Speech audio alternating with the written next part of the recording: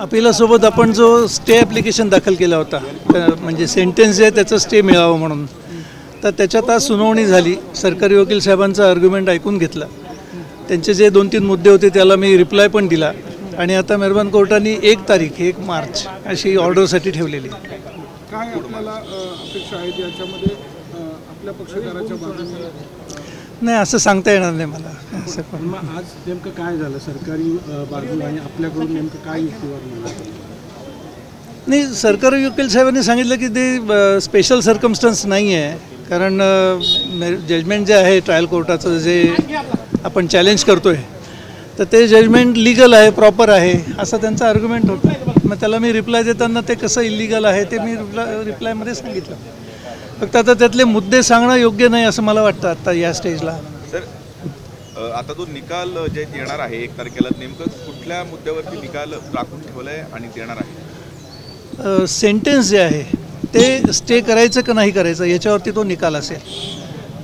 आपल्याला फरक मी सांगतो, सस्पेन्शन ऑफ सेंटेन्स आणि स्टे ऑफ सेंटेन्स याच्यामध्ये फरक असा आहे की सस्पेन्शन ऑफ सेंटेन्समध्ये जो काही शिक्षा दिलेली आहे त्या शिक्षेच्या अंमलबजावणीला स्थगिती दिली आहे, परंतु अंमलबजावणीला स्थगिती देताना शिक्षा मात्र अजूनही कायम आहे.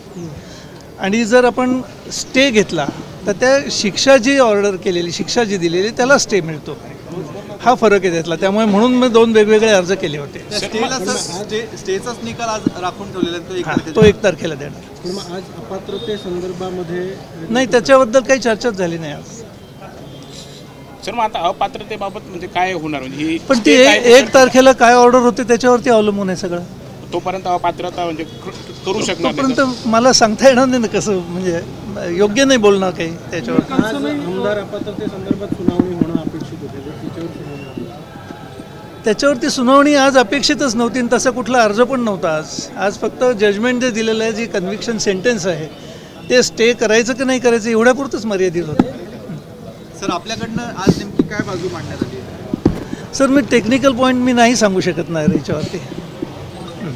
प्लीज म्हणजे मला माफ करा, परंतु टेक्निकल गोष्टी मी सांगू शकत नाहीत. मग 1 तारखेला थेट निकालच येणार की पुन्हा ऑर्डर होता? आता परत आर्ग्युमेंट नाही होणार, आता ऑर्डरच येईल.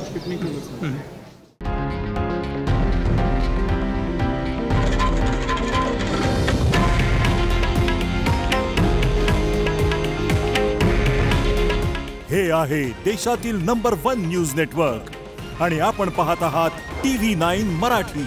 काळजी तुमची, हित महाराष्ट्राचं.